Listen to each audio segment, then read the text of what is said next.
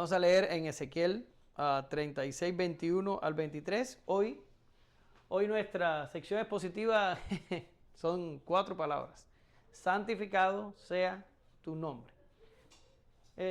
Lucas 11, 2b. Eso es lo único que vamos a estar viendo hoy. Con esperanza vamos a terminar temprano. Bien, dice el texto áureo. Pero he tenido dolor al ver mi santo nombre profanado por la casa de Israel entre las naciones a donde fueron. Por tanto di a la casa de Israel: así ha dicho Jehová el Señor, no lo hago por vosotros, oh casa de Israel, sino por causa de mi santo nombre, el cual profanasteis vosotros entre las naciones a donde habéis llegado. Y santificaré mi grande nombre profanado entre las naciones, el cual profanasteis vosotros en medio de ellas. Y sabrán las naciones que yo soy Jehová, dice Jehová el Señor, cuando sea santificado en vosotros delante de sus ojos. Te damos gracias, Señor. Estamos estudiando la oración modelo que tú nos dejaste por medio de Jesucristo como ejemplo para que supiéramos cómo orar. Y en estos solo 2 secciones que hemos tenido, nos damos cuenta que nuestras oraciones necesitan ser reelaboradas y nuestras prioridades necesitan ser reestablecidas, porque realmente oramos mal, Señor. Gracias damos a tu Espíritu Santo que está en nosotros y que también gime con gemidos indecibles a ti y ora con nosotros lo que conviene. Y gracias también te damos por tu sabiduría infinita y por tu voluntad, Señor, que nos das a nosotros conforme al plan que tú tienes para nosotros y no como a veces neciamente y ignorantemente nosotros pedimos. Enséñanos a orar, por favor, para que podamos, Señor, crecer, no solo en conocimiento, sino en pureza, en madurez y en santidad delante de ti. En el nombre de Jesús oramos, te damos gracias. Amén. Bien, en la clase pasada comenzamos el estudio de la oración modelo y les anunciaba que íbamos a tener 7 secciones, ¿ya? Esto es parte de los estudios expositivos de Lucas, no lo estoy haciendo porque yo quiero. Ahí está en el texto y los estamos haciendo y nos vamos a demorar 7 secciones. Hoy es la segunda parte, pero ¿qué vimos la vez pasada? Bueno, la vez pasada estuvimos viendo la invocación y estuvimos viendo que por medio de la obra de Jesús y por medio de lo que Jesús es, somos nosotros adoptados y venimos a ser llamados hijos de Dios. ¿Ya está? Ahora, esto nos abre la puerta, nos abre el camino, nos da acceso al trono del Padre y podemos orar. ¿Ya está? Pero también hablamos que ese Padre amoroso que nos permite usar su nombre cuando oramos, también está en los cielos. Y esto significa que Él es un Dios de infinita majestad y esto debería producir en nosotros un temor reverente que muchas veces no existe. ¿Ya está? Ahora, en la mañana de hoy, como ya les anunciaba al principio, vamos a estar viendo la primera petición. Son 3 peticiones con respecto a Dios y son 3 peticiones con respecto a nosotros. Entonces, hoy vamos a ver la primera petición, que es: santificado sea tu nombre. Y está relacionada con Dios. Por medio de esta petición suplicamos su ayuda para que nos santifique en la medida que podamos acercarnos a su presencia y santificar su nombre. Hoy trataremos de dilucidar, qué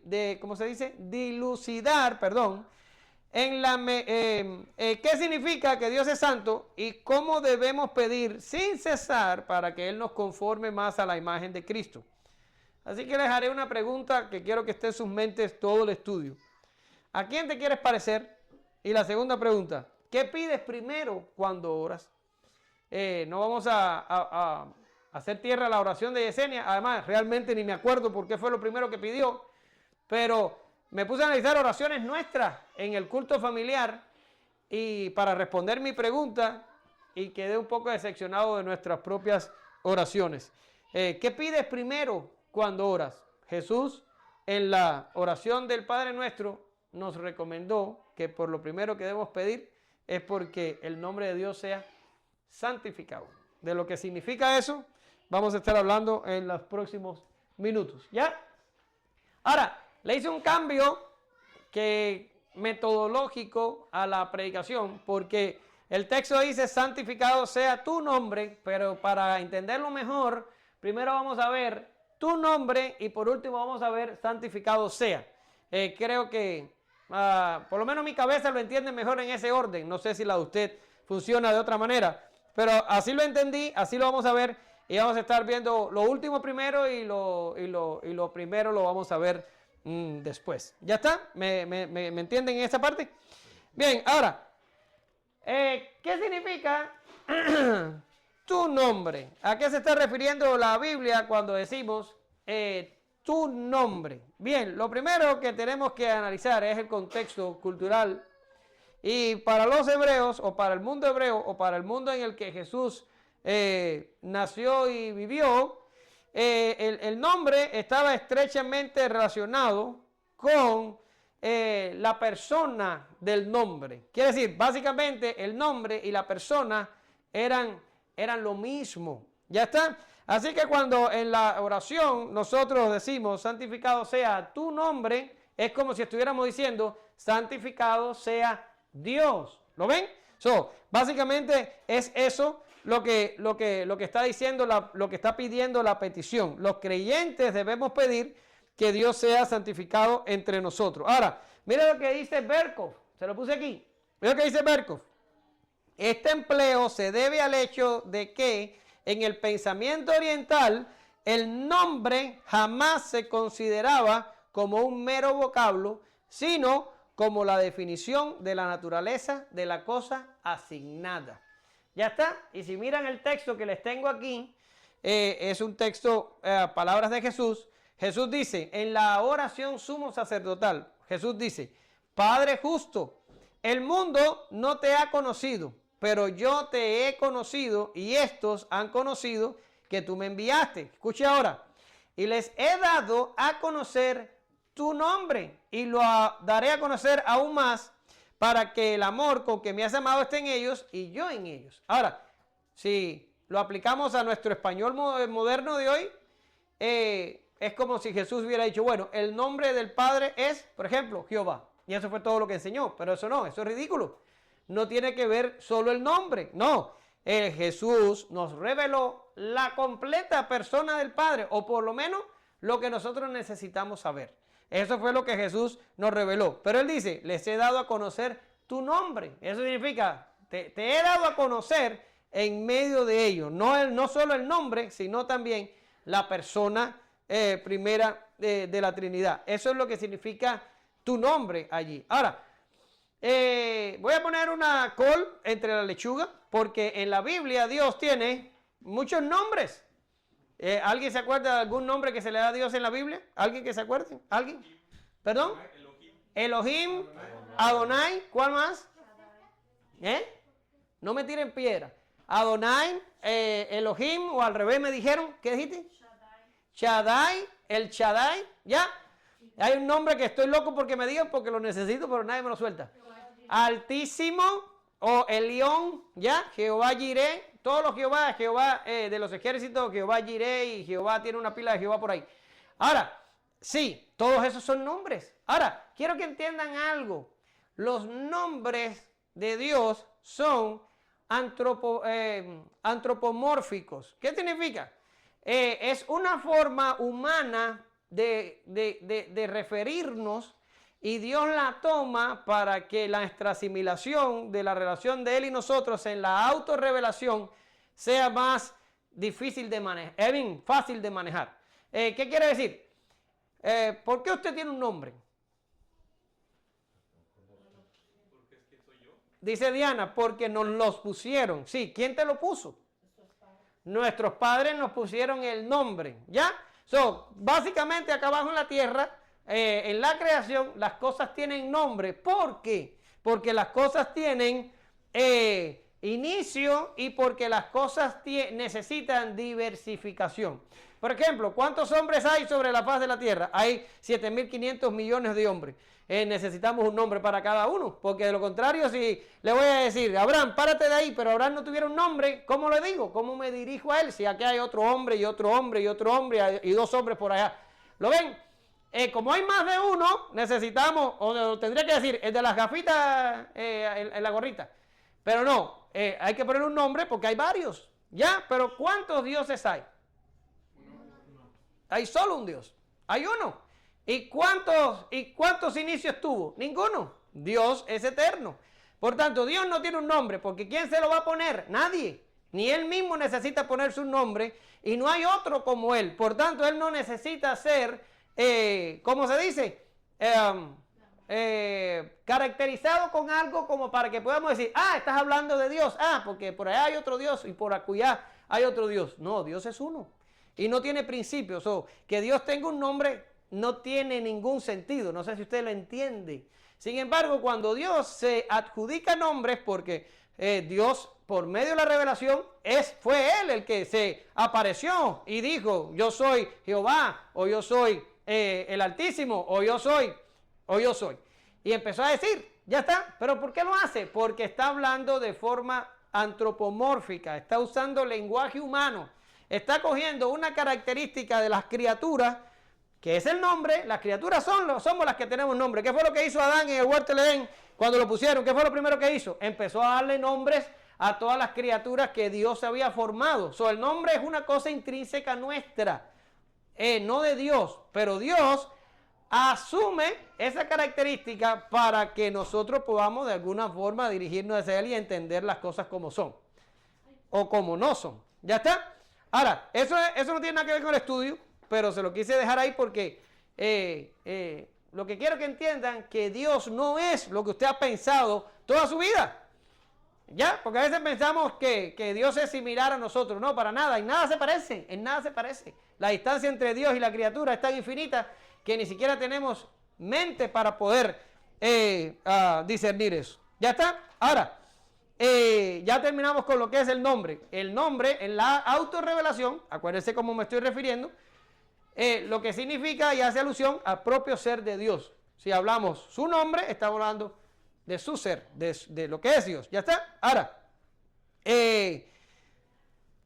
Dios es santo. ¿Ya está? Ese es el próximo paso. Porque si no sabemos que Dios es santo, no sé cómo podemos santificar a Dios. Dios es santo. El atributo más importante de todos los atributos de Dios concerniente a nosotros como criaturas es la santidad. Aunque no pudiéramos hablar así de Dios, porque Dios no tiene atributos importantes. Dios es una sola cosa. Y cuando usted estudió teología conmigo, hablamos de algo que ¿qué era? Era la simplicidad de Dios. ¿Ya? Y cuando hablamos de la simplicidad, dijimos que Dios no puede ser separado en parte, ni que puede ser dividido, ni que está compuesto por nada. Dios es un uno indivisible. Por tanto, no podemos decir que la santidad anda por acá, y que la omnipresencia anda por allá, y que la justicia anda por acá. En Dios todo es una cosa. Pero con respecto a nosotros y por lo que somos, y ahorita vamos a hablar más de eso, la santidad es muy importante saber que Dios es santo. Ahora, ¿qué significa ser santo? ¿Qué significa ser santo? Bien, etimológicamente ser santo significa cortar o separar. Santo, la palabra santo significa cortar o separar, etimológicamente hablando. Pero cuando esta palabra se le aplica a Dios, porque no solo se le aplica a Dios en la Escritura, se le aplica a lugares, se le aplica a ciudades, se le aplica a objetos, se le aplica a personas, la palabra santo. Ahora, cuando la palabra santo se le aplica a Dios, estamos diciendo que Dios es trascendente. Y ya esto de la trascendencia de Dios lo discutimos en la clase pasada. ¿Qué significa que Dios es trascendente? Que Dios está por fuera y por encima de su creación. Dios excede la creación. Ya, ahorita decíamos el Altísimo, o bueno, lo dije yo, un nombre de Dios, el Altísimo. Bien, ¿alguien se acuerda cómo cantaron los ángeles en Lucas 2:14? Ya esto lo vimos long time ago, pero lo vimos. ¿Cómo cantaron los ángeles cuando se le aparecieron a los pastores? ¿Qué fue lo que dijeron? ¿Alguien se acuerda? Gloria a Dios, ¿en dónde? En las alturas, ¿verdad? ¿Y qué significa en las alturas? ¿Qué significa? Me encantó un comentario que leí hace mucho que dice que esto de decir en las alturas significa, y dice así literal el comentarista, donde no aspiran los ángeles. Quiere decir que Dios está tan alto que ni siquiera los ángeles pueden llegar hasta donde está Dios. Y uno de ellos lo intentó hace mucho tiempo y no le salió para nada bien el tratar de subir tan alto. Por tanto, donde está Dios en toda su gloria, que la Biblia llama en las alturas, por eso le decimos Dios el Altísimo, el más alto, en inglés se le dice the most high, creo que se dice así. Allá arriba ni los ángeles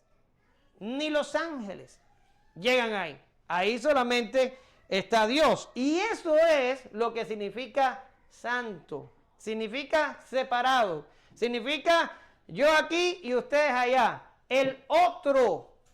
¿Qué significa? Nosotros somos una cosa y Él es el otro. No tiene nada que ver, no tiene nuestra naturaleza, no funciona como nosotros, no piensa como nosotros, ni siquiera se parece a nosotros, es de otro nivel. ¿Ya está? Eso es lo que significa la palabra santo. Dios está infinitamente distante de lo creado. Y cuando digo infinitamente distante, estoy hablando cualitativamente y no cuantitativamente. Yo no puedo decir, Dios está a 150 billones de años luz de nosotros. No podemos decir eso. Porque Dios está aquí. ¿Qué? Porque Dios está aquí. Acuérdense que vimos en un pasaje de Pablo, creo que fue la clase pasada también, que en Dios vivimos y en Dios nos movemos. Eso es lo que la Biblia llama la inmanencia de Dios. Sin embargo, Dios está también aquí, pero Dios está por fuera de la creación. Y cuando hablamos que Dios está infinitamente distante, estamos hablando cualitativamente. Quiere decir, entre Él y nosotros hay una distancia infinita. Ni siquiera los ángeles pueden llegar ahí. Pero ¿quién sí puede llegar ahí? ¿No se les ocurre? Excelente, por supuesto. Míralo aquí. El cual, siendo el resplandor de su gloria y la imagen misma de ¿qué? De su sustancia. ¿Y qué dice más? Y que sustenta todas las cosas con la palabra de su poder, habiendo efectuado la purificación de nuestros pecados por medio de sí mismo. Miren la majestad de Cristo en este texto. Dice, se sentó a la diestra de la majestad. ¿Dónde? En las alturas. En las alturas. Ahí está sentado nuestro mediador. En las alturas. De hecho, ahí estaba primero. Pero si se da cuenta en el texto, no menciona que ahí estaba primero. Porque lo que quiere que usted entienda que quien estaba primero era el Hijo, segunda persona de la Trinidad. Pero el que subió ya no solo era el Hijo, sino también era Jesús. Ya no solo era verdadero Dios, pero cuando subió ya también era verdadero hombre, nacido de María, y allá fue a las alturas y a la diestra del Padre se sentó. ¿Lo ven? Y allá está tan santo como el Padre y el Espíritu Santo. Lejos de nosotros. ¿Lo ven? Ahora, esto que les estoy hablando es el misterio de la teología. Es lo que es fácil de leer y fácil de estudiar, pero muy difícil de explicar. Hubo alguien, un erudito alemán, un teólogo luterano, que escribió un libro que se llama Los Santos. Estoy hablando de Rudolf Otto. Y este Otto estudió la santidad de Dios, pero no tanto como teológicamente hablando, pero trató de aplicarle algo del método científico a la santidad de Dios. Y el hombre trató de estudiar la santidad de Dios, no solo la santidad del Dios cristiano, sino que se fue e investigó y caminó algunas otras religiones. Y el tipo escribió un libro muy importante, y debe ser muy importante porque donde quiera que choco con el tema de los santos, todo el mundo habla del libro de Rudolf Otto. Habla Berkhoff en su teología sistemática, habla Sproul en el libro de la santidad de Dios, y a donde quiera que usted va a buscar algo de santidad, sale el estudio de Otto y su libro Los Santos. Tenía por ahí la palabrita en alemán, pero no sé cómo pronunciarla y mejor no quise inventar. Ahora, este Otto dice que la santidad de Dios es parte de aquello que está fuera, escuche, del alcance de la razón humana. No es porque sea irracional, no. Es porque es suprarracional. Está por encima de lo que nuestros cerebros pueden razonar. ¿Ya está? No es que sea, Dios no es irracional, eso sería blasfemia. No, Dios es suprarracional, está por encima de nuestra racionalidad, y abarcar conceptos como su santidad resulta absolutamente difícil para nosotros. ¿Por qué? Porque no existe manera de comparar. Los seres humanos estudiamos, aprendemos y practicamos lo enseñado, lo aprendido, por medio de comparaciones. ¿Por qué sabemos que esto es una casa? Bueno, porque tiene paredes, tiene techo, tiene luces, tiene piso. ¿Y por qué sabemos que lo que hay afuera es un auto? Bueno, porque tiene llantas, porque tiene motor, porque tiene techo. ¿Y qué es lo que hacemos? Comparaciones. ¿Y por qué sabemos que? Porque hacemos comparaciones. Pero ¿con qué vamos a comparar la santidad de Dios? ¿Con qué la vamos a comparar? Tenemos ni la menor idea. Con nada. Y sigue diciendo este Otto que abarca ideas, o sea, la santidad de Dios abarca ideas como la de absoluta imposibilidad de aproximación y absoluta suprema potencia o terrible majestad. Él introdujo un concepto que dijo que esto es lo luminoso.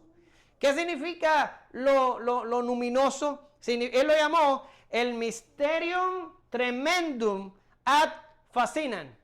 Y voy a explicarlo rápido, pero todo esto es para que usted entienda lo complicado que es para nosotros hablar de que Dios es santo. Él dijo mysterium, ¿por qué? Porque es el sentimiento de lo totalmente otro, es lo incomprensible. Nosotros aquí y Dios allá. Tremendum es el sentimiento de pavor reverencial, temor y majestad ante un poder abrumador. Como decíamos en la clase pasada, no es un anciano sentado en una nube, es Dios por encima de la creación. La excede, la controla, la gobierna, hace que funcione. Decía Sproul en su libro La Santidad de Dios, que si Dios tuviera un átomo rebelde, un átomo, usted sabe lo que es un átomo, tuviera un átomo rebelde en el universo, ya Dios no pudiera ser soberano. ¿En serio? ¿De qué estamos hablando? Es un Dios con un poder abrumador que provoca en nosotros pavor reverencial, temor ante su majestad. Y por último, dice Otto, fascinan porque da un sentimiento de atracción, fascinación. Uno se puede sentir acogido o atraído por lo sagrado. Teniendo esto en cuenta, de lo que puede ser la santidad de Dios, podemos ir a algunos textos de la Escritura que nos permiten entender conceptos más conocidos y estar mejor afianzados. ¿Gracias a qué? A que Dios, a pesar de que es todo eso que estamos diciendo, Dios se autorreveló a nosotros. O sea, si este Dios, como lo estamos describiendo, no se hubiera autorrevelado, nosotros jamás hubiéramos podido estar aquí hablando de quién es este Dios. Lo conocemos porque Él se autorreveló. Lo conocemos porque Él se dio a conocer. Lo conocemos porque Él le dijo al hombre, hey, mira, este soy yo. Ahora, nosotros por medio de la autorrevelación no conocemos todo lo que Dios es. Dice Calvino que se nos ha revelado lo que nosotros necesitamos para alcanzar salvación. Se acabó. Y lo demás, de momento, no nos importa. ¿No lo decíamos el viernes? Tratar de saber más de lo que está puesto en la Biblia ya cae dentro del terreno de lo que no conviene, de lo que no es aconsejable. Tenemos que conocer lo que está revelado y se acabó. Estar inventando siempre trae problemas a los que lo han intentado. Ahora vamos a buscar textos que nos ayudan a decir que Dios es santo. Bien,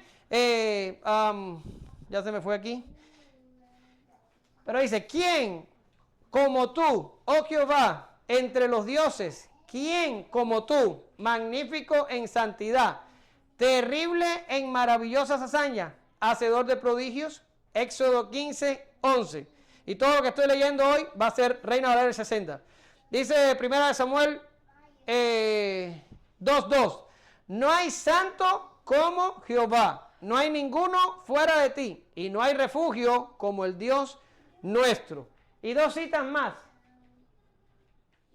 Isaías 57:15. Porque así dijo el alto, ¿se da cuenta? Y sublime. El que habita la eternidad y cuyo nombre es el santo.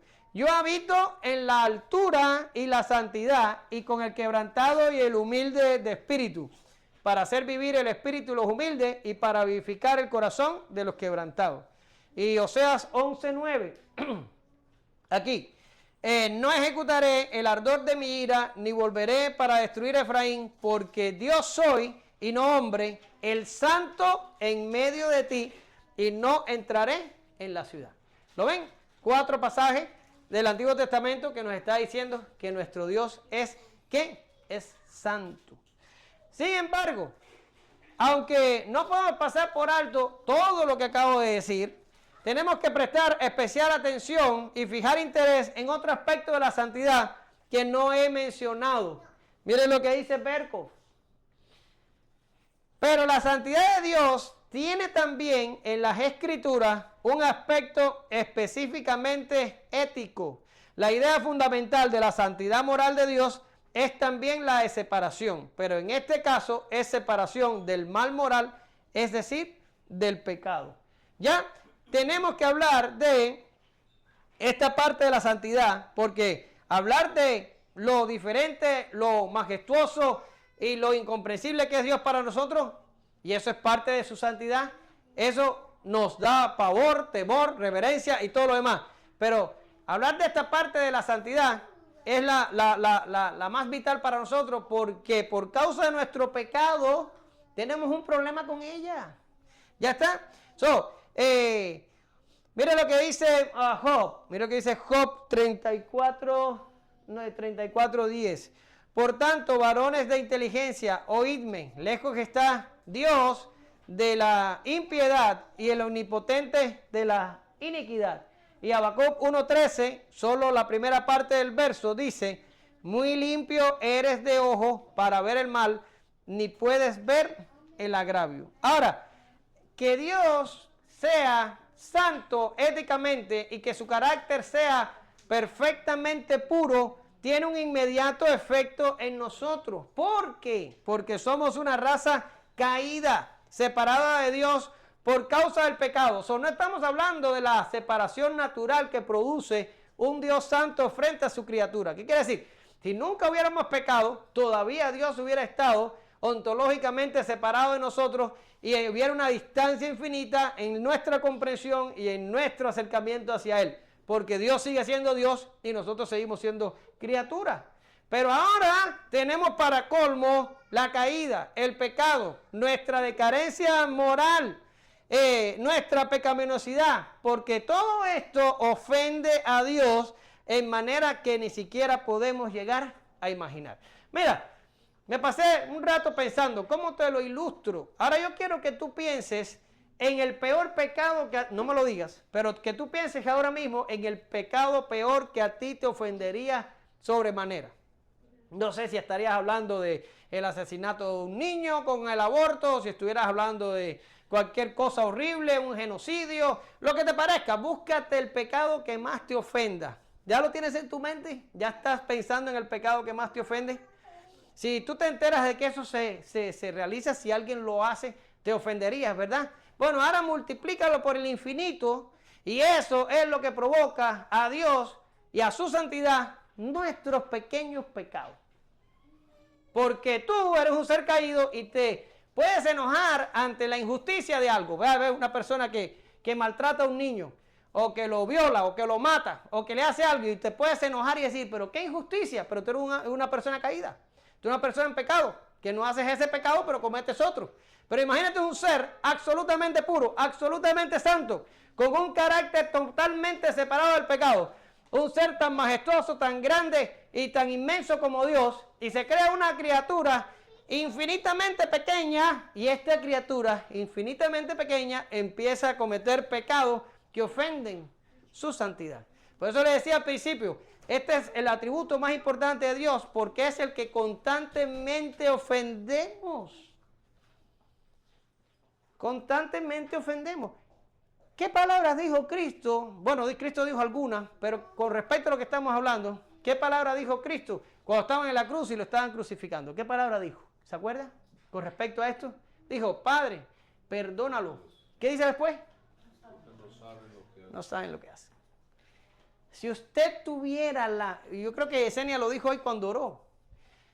Si usted tuviera la más mínima idea de lo santo que es Dios y de lo que lo ofende su pecado, usted pensaría unas cuantas veces antes de cometer pecado. Usted personalmente, usted y yo personalmente, yo, que hemos sido limpiados por la sangre de Jesús. Pero no tenemos ni idea cuánto lo ofende. Él, siendo infinita y perfectamente santo, es continuamente ofendido y retado por sus criaturas.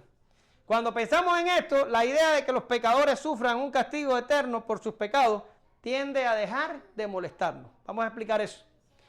¿No se ha encontrado con alguien o a usted mismo que ha dicho, oye, wow, no es fácil? ¿Te imaginas el que se pierde? El que se pierde, se muere, va al juicio, va para el infierno y en el infierno va a pagar el resto de la eternidad. Bueno, ¿y cuánto es una eternidad? Pues una eternidad. Ahí va a estar por siempre. Y tú dices,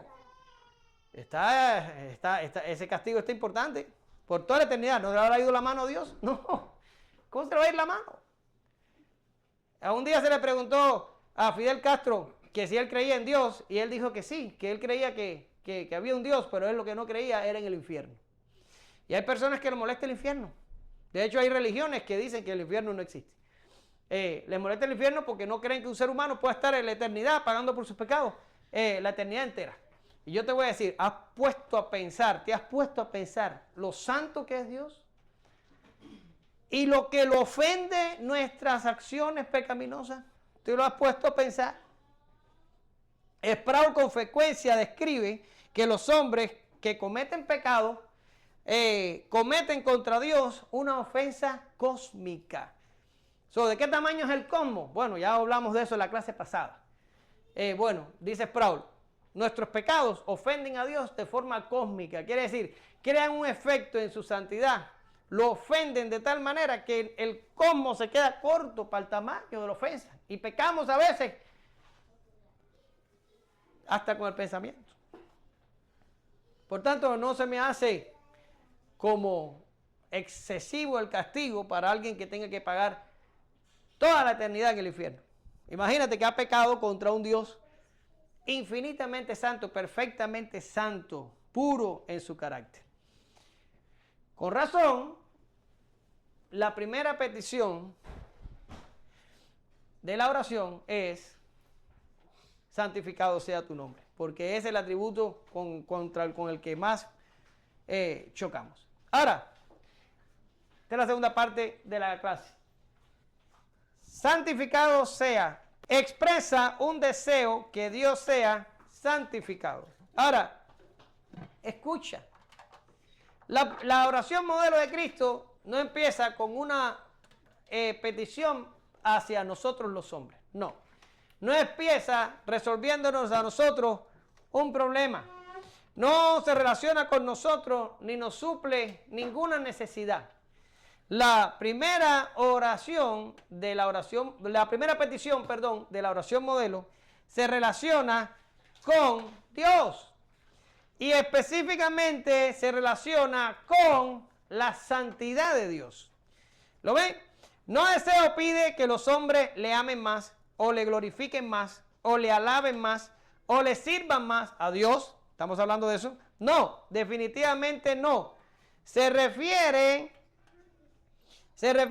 a la parte de Dios que ha sido más agraviada por la caída humana y por su rebelión. Como ya dijimos antes, el pecado ofende a Dios de manera que nosotros no somos capaces de entender. Por tanto, si vamos a orar, lo mejor que podemos hacer es pedir a Dios que nos ayude a responder de mejor manera ante su santidad. Esto es algo que el pueblo de Israel conoció desde muy temprano, porque Dios continuamente les exigía que se santificaran antes de presentarse delante de él. Mira aquí, cuando Dios se fue a mostrar al pueblo allí en el Sinaí y le fue a dar a Moisés todas las indicaciones de la ley y todo lo del santuario y todo lo que le reveló, Dios le dice, y Jehová le dijo a Moisés, ve al pueblo y santifícalos, ¿cuándo? Hoy y mañana. Y mira lo que dice, y laven sus vestidos y estén preparados para el día tercero, porque al tercer día descenderá a los ojos de todo el pueblo sobre el monte Sinaí. ¿Usted está oyendo eso? Dios se fue a manifestar y Dios le dijo, santifíquense 2 días. 2, el primero y el segundo. Y no solo santifíquense de adentro, no, santifíquense de afuera también.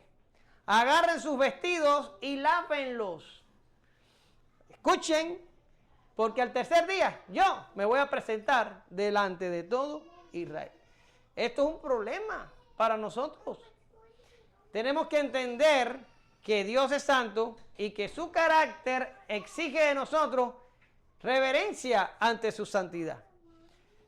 No podemos tener ligereza cuando nos acercamos delante de Dios. Ahora, un principio puritano que nosotros tratamos de revivir en nuestra iglesia es el Coram Deo.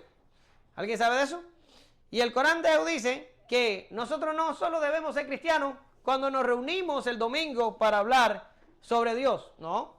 Nosotros somos cristianos en el trabajo, en la casa, en la calle, cuando andamos de vacaciones, cuando hacemos cualquier cosa, nos mantenemos siendo cristianos. Y Dios se mantiene frente de nosotros, porque ¿sabe qué? No se va. ¿A dónde se va? Si dice Dios, ¿a dónde vas a ir que yo no te vea? Si te vas a lo alto, allí estoy yo. Si te vas a lo bajo, allí estoy yo. Si te vas al este, al oriente, a donde sea, al infierno, si te vas, allí voy a estar yo. Por tanto, esto no es un problema que usted se libra cuando usted hoy se dice amén y todo el mundo se va para su casa.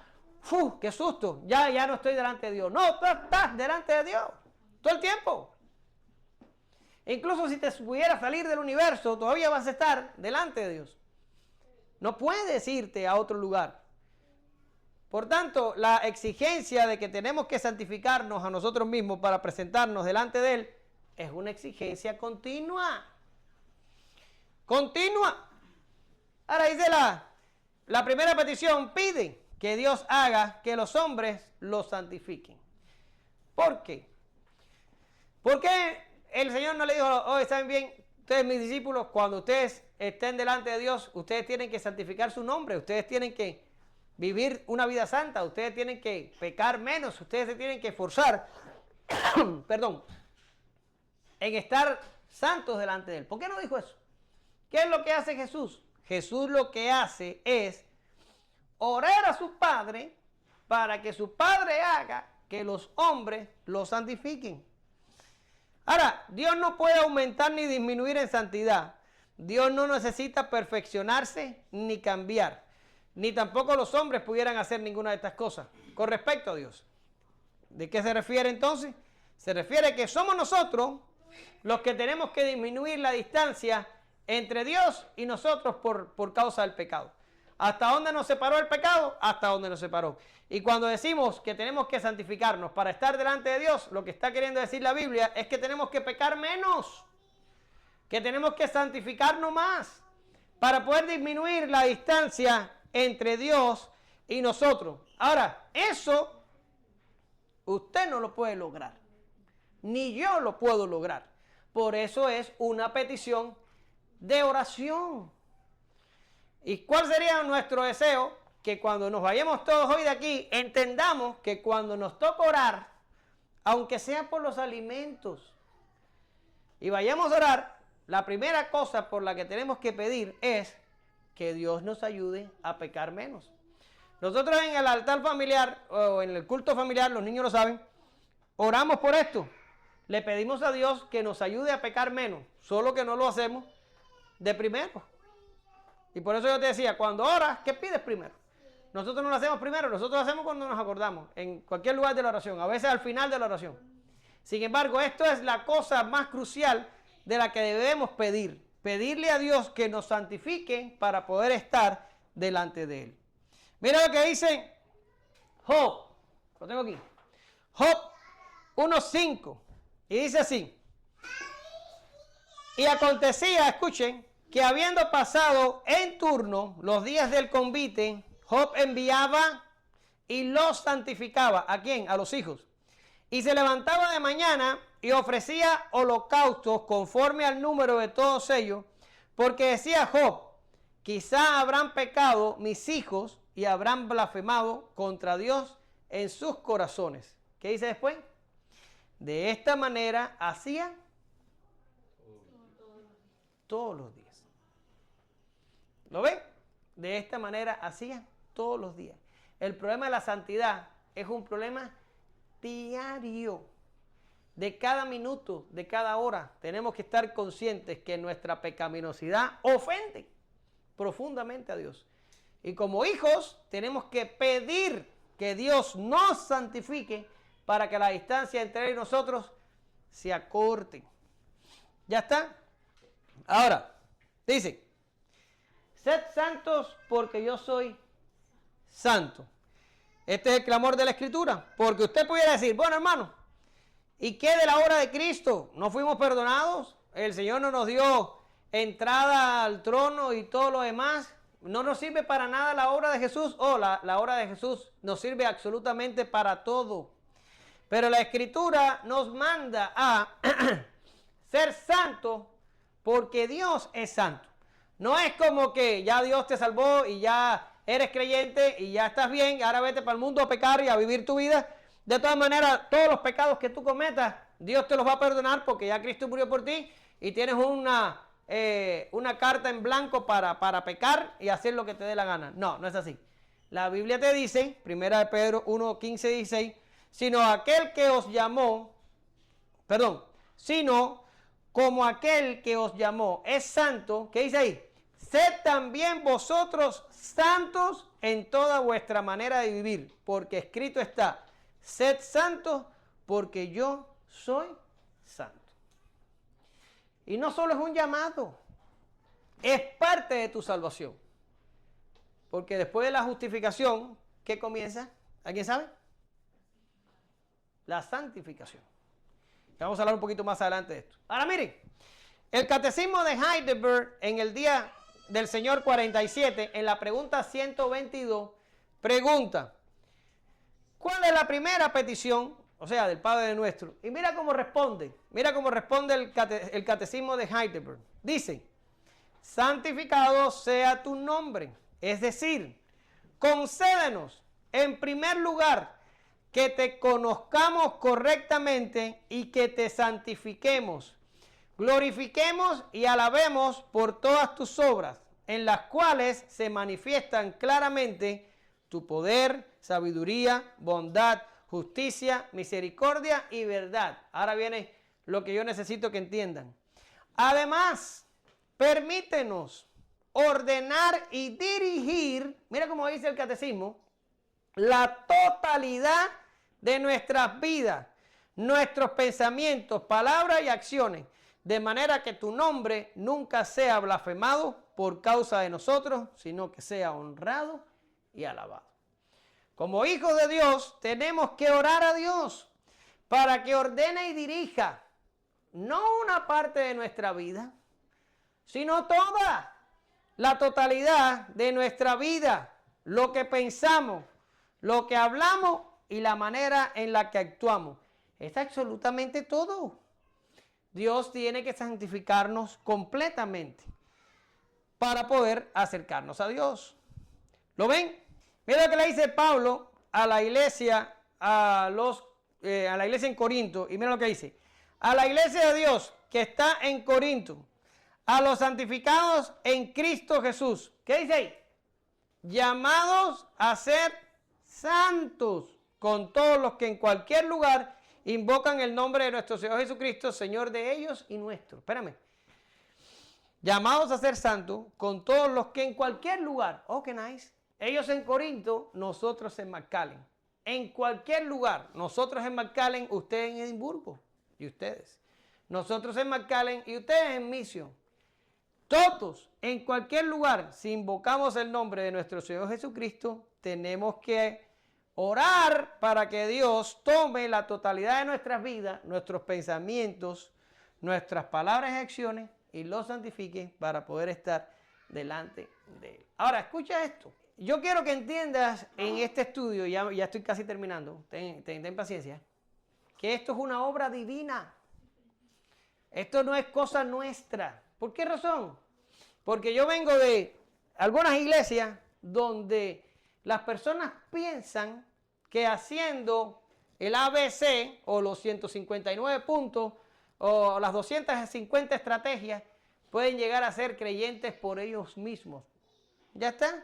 Y se someten a ayunos, y se someten a tratamientos del cuerpo, y se someten a vigilias y a cosas que no provoca santidad, pero lo que sí provoca es un falso orgullo espiritual. Yo no sé si ustedes entienden lo que yo estoy diciendo, pero son ese tipo de gente que llegan a sentirse superiores a los demás. Como uno una vez me visitó en mi casa y yo no he convertido y me dijo, no, pues gracias a Dios que yo en 2 años nada más me he metido fuerte con el Señor y ya soy profeta y ya soy maestro, ya soy no sé qué. Y yo me quedé así y yo dije, oh, wow, eso parece difícil porque creo que significa meterme con el Señor y no sé qué y cómo lo logro para yo también en 2 años. En 2 años yo no era ni profeta ni maestro, estaba bastante frustrado. Pero él estaba muy engrandecido porque él lo había logrado. ¿Ya? Y voy a hacer un ayuno para destruir fortalezas y no sé qué. Y se meten en este tipo de consideraciones. Y no te sientes ahí porque ahí se siente el profeta. O no te sientes allá porque allá se siente el pastor. Y hasta pastoras tienen. Y todo el desastre. Y tienen un orgullo por ahí arriba. Y están en la élite. Y tú estás abajo como gusano. Y miras arriba y dices, ¿quién fuera como él? Otro me dijo, no, yo quiero ser pastor porque a mí me gusta que la gente me admire. Y yo digo, yo pensaba que esto era acerca de Cristo. No sabía que había que admirar al pastor. Y cosas así. ¿Pero por qué pasan estas cosas? Porque pensamos que nuestro brazo carnal puede lograr estas cosas. Que una oración de ayuno o que una vigilia hasta las 2 de la mañana o que lecturas interminables de la Biblia. Escucha lo que te estoy diciendo. O venir a todos los cultos. O salir a evangelizar y supuestamente ganar 10, 15 personas en un día. Que eso te hace santo. O que eso te hace superior espiritualmente hablando al resto de los demás mortales carnales que viven contigo en la iglesia. Y se crea todo esto. Y esto no es más nada que una farándula dentro de las iglesias. Farándula no es una mala palabra, ¿no? Hay susto. Bien. Es espiritual, hermano. Aquí lo que Cristo está diciendo, ora, pide, para que Dios lo haga. Si Cristo hubiera pensado que tú lo puedes lograr, que yo lo puedo lograr, no nos hubiera dicho, pídele a Dios que te ayude a santificarlo. No, pero aquí lo que Cristo hace es pedir. Tenemos que pedir que Dios lo haga. Dios es la causa eficiente de la salvación. No podemos santificarnos sin la acción del Espíritu Santo que nos santifica. Incluso, a pesar que reconocemos que hay una cierta cooperación humana, cuando se expone a los medios, escucha, muy importante, es Dios quien inicia y quien hace que continúe esta exposición, y también es Dios el que actúa en nosotros para que estos medios trabajen como se espera que lo hagan. ¿Qué quiere decir? Ahora viene un muchacho que trae Emanuel de la escuela y se sienta ahí muy interesado en el evangelio y muy interesado en lo que es las cosas. Y se mete a estudiar Biblia y se mete a abrir los cultos y se mete a hacer todo lo que nosotros estamos diciendo aquí y trata de pecar menos. ¿Cuánto usted cree que va a llegar en el camino sin la ayuda de Dios? Yo los he visto que empiezan con un ímpetu que tú dices, no hombre, este va a ser el próximo Billy Graham. Y suben, ¡boom! Cayó. ¿Por qué? porque el hombre está edificando la torre él solo. Él solo. El evangelio es espiritual, mis queridos. ¿Ya tengo el texto ahí o no? ¿Sí, velo aquí? Si Jehová no edificare la casa, en vano trabajan los que la edifican. Si Jehová no guardare la ciudad, en vano vela la guardia. Esto es espiritual. Es Dios el que te santifica. Oh, Omar, ¿y me tengo que exponer los medios? Sí. Pero desde la hora en punto que tú como hijo de Dios te expones a los medios. Déjame parar. Exponerme a los medios significa los medios santificadores. Por ejemplo, leer la Biblia. Por ejemplo, congregarme. Por ejemplo, orar. Por ejemplo, escuchar la predicación. Y estas cosas, por ejemplo, los sacramentos, el bautismo, la Santa Cena. Esas cosas nos santifican. ¿Ya está? Son medios de gracia que nos santifican. Ahora, cuando tú te expones al medio, tú lo haces no porque solo tú dijiste, ay, qué inteligente soy, entendí el mensaje, voy a ir a exponerme al medio. Negativo, déjame ver si tengo el texto. Porque Dios es el que en vosotros produce así el querer como el hacer por su buena voluntad. ¿Qué significa? Que si tú tienes el deseo de leer la Biblia, aunque tú lo identificas como tu deseo, la Biblia te está diciendo que Dios es el que te está queriendo, el que te está poniendo, el querer. Y que cuando tú dices, tengo deseo de leer la Biblia, voy a ir a sentarme y voy a leerla, y la lees, dice la Biblia que Dios es el que te está dando el hacer, el deseo que te ha puesto. Quiere decir, es espiritual de principio a fin. Pero no solo eso. Usted va a coger la Biblia y la Biblia la va a leer y la Biblia la va a edificar y lo va a alimentar. Y eso es Dios haciendo que el medio haga lo que se supone que tiene que hacer. Quiere decir, si Dios no te da a ti lo que tú necesitas para que la Biblia te entre y te alimente, pues tampoco te entra y te alimenta. Cuando yo estudiaba medicina, yo tuve muchos problemas con los profesores de filosofía. Y los profesores de filosofía en Cuba, no sé aquí, se iban a estudiar 5 años a la Unión Soviética y allá estudiaban en ruso. Filosofía marxista, leninista y toda la tontería materialista esa. Y estudiaban la Biblia. Y a veces a mí me enojaba porque se sabían textos de memoria que yo no me sabía. ¿Y qué pasa? Que yo estaba salvado leyendo la Biblia y ellos estaban ateos leyendo la Biblia. ¿Y por qué en ellos no provoca el mismo efecto que provoca en mí? ¿O por qué en mí provoca un efecto diferente al que provoca en ellos? A ellos los endurece y a mí me convierte. ¿Por qué? Porque Dios hace con sus medios lo que Él quiere hacer. ¿Lo entiende o no? Por tanto, cuando nosotros decimos, santificado sea tu nombre, estamos diciendo, si tú no vienes a pelear esta guerra por nosotros de santificación, nosotros no vamos a avanzar media milla. No podemos. Aunque nos expongamos a los medios. Es lo que dicen esos otros 2 textos. Y el mismo Dios de paz os santifique por completo. Todo vuestro ser, espíritu, alma y cuerpo sea guardado irreprensible para la venida de nuestro Señor Jesucristo. Fiel es el que os llama, el cual también lo hará. ¿Quién lo hace? Dios lo hace. No tú. No tú. Último texto, dice, pero nosotros debemos dar siempre gracias a Dios con respecto a vosotros, hermanos amados por el Señor. Escucha ahora, de que Dios os haya escogido desde el principio para salvación, mediante la santificación por el Espíritu y la fe en la verdad. ¿Quién es el que te santifica? Dios es el que te santifica. No eres tú. Por eso es una petición, por eso es la primera petición. Santificado sea tu nombre, porque nosotros no aumentamos la santidad de Dios, no. Nosotros lo que pedimos es que nuestra santidad sea perfeccionada para poder acercarnos a Dios. ¿Lo ven? Ahora, una nota de cuidado. Una nota de cuidado. ¿Por qué razón? Porque a veces pedimos cosas que no sabemos lo que pedimos. Y te voy a decir algo.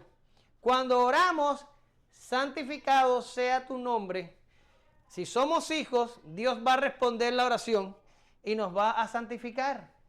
Pero eso es como cuando la policía te para. yo nunca he pasado por esa experiencia. Bueno, sí me han parado muchas veces, pero nunca me han mandado a salir del auto.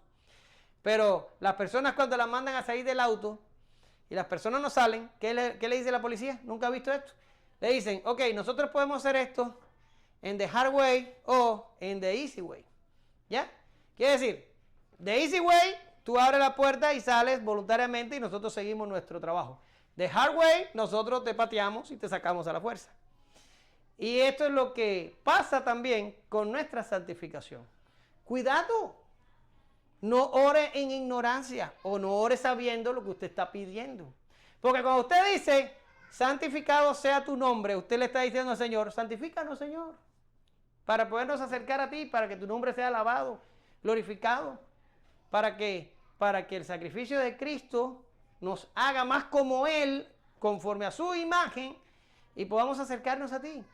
Pero podemos hacer esto en la easy way o en la hard way. ¿Y cuál es la easy way? ¿Cuál es la forma fácil? La forma fácil es exponiéndonos a los medios. ¿Ya está? ¿Cuáles son los medios? Los que ya mencioné antes. Usted lee la Biblia, usted ora, usted lleva una comunión con Dios, usted viene a los cultos, usted estudia la Biblia. Creo que me estoy redundando a mí mismo. Pero estas cosas. Toma la Santa Cena, se bautiza y vive en santidad delante de Dios. Esa es la easy way. De hecho, te voy a decir algo. Si tú te expones a los medios por un tiempo determinado y tú notas que tu vida no cambia, entonces tú no eres un creyente. El creyente se expone a los medios y debe mejorar. No, hay gente que mejora muy rápido, hay gente que se demora. Yo soy de los que se demora. Yo he tenido que esperar mucho tiempo para cambiar. Hay gente que cambia de la noche a la mañana y bien por ellos, maravilloso. A mí me encanta eso, pero yo no fui de los que se le concedió eso. Pero ¿a dónde voy? Está la hard way. ¿Sí? Está en la que te entra por aquí y te sale por aquí la predicación de 1 hora. Y no te importa y no te interesa, pero tú eres un escogido de Dios. Y cuando eres un escogido de Dios, Dios te va a santificar de todas maneras. ¿Y cómo te va a santificar? Ya no te va a santificar con los medios que yo acabo de mencionar. Ahora va a usar otros medios. ¿Y cuáles son esos otros medios? Bueno, te va a santificar por medio de la disciplina y por medio de los eventos providenciales. ¿Ya? ¿Veo qué dice aquí? Y aquellos, ciertamente por pocos días, nos disciplinaban como a ellos les parecía. Está hablando de nuestros padres terrenales. Pero ahora hablarte de Dios. Y dice, pero para lo que nos es provechoso. ¿Qué dice ahí? Para que participemos de su santidad. Ahorita les dije, vivimos en un universo de un Dios soberano, donde ni siquiera un átomo puede ser rebelde a su soberanía. Si tú eres un escogido de Dios, tú te puedes santificar en la forma normal y estar bien, o tú te puedes hacer el soquete y Dios te va a santificar por medio de disciplina, prueba, situación, golpetazo, mazo para arriba de ti, problema, situación y todo lo malo que se le puede ocurrir a Dios contra ti, hasta que bajas la cabeza y dices, ok, voy a hacer tu voluntad. Eso es así, hermanos. No hay otro camino. Si eres escogido, o vas por la parte buena, o vas por el camino doloroso. Pero Dios va a responder, santificado sea tu nombre. Termino con Sproul. Nuestro contacto con los santos no es simplemente un encuentro con una dimensión diferente de la realidad. Es el encuentro con la realidad absoluta. El cristianismo no consiste en una experiencia religiosa tangencial. El cristianismo involucra el encuentro con un Dios santo, quien viene a ser el centro o el núcleo de la existencia humana. La fe cristiana es teocéntrica. Dios no está al margen de la vida de los cristianos, sino en su mismo centro. Dios define toda nuestra vida y nuestra cosmovisión. Eso lo dice Sproul. Ahora, esto lo digo yo. Cuando oramos, santificado sea tu nombre, pedimos ayuda para eliminar la corrupción del pecado de nuestras vidas, para pecar menos, para obedecer más, para obtener de Dios, Espíritu Santo, la capacidad de ser más a la imagen de Jesús, para que toda nuestra alma y cuerpo santifiquen a Dios, nuestro Padre. Es un llamado celestial que nos impele hacia arriba, elevando nuestro ser por encima de la decadencia de este mundo que mantiene atado a los que viven para sí mismos.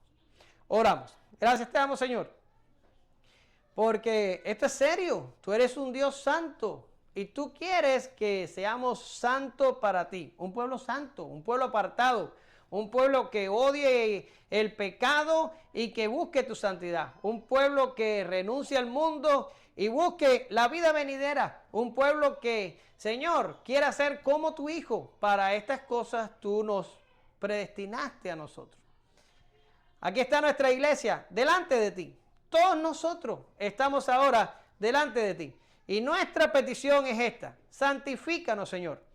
No importa el método que uses. Si usas el método fácil o si usas el método difícil. Ya hemos estado por más de un año predicando tu palabra sistemáticamente y expositivamente, y hemos estado orando y esperando, Señor, que todas estas cosas sucedan. Ahora te pedimos y te rogamos que lo hagas. No importa la forma que uses, pero acércanos a ti. Haz que nos podamos comprometer contigo de una buena vez. En nombre de Jesús oramos, te damos gracias. Amén.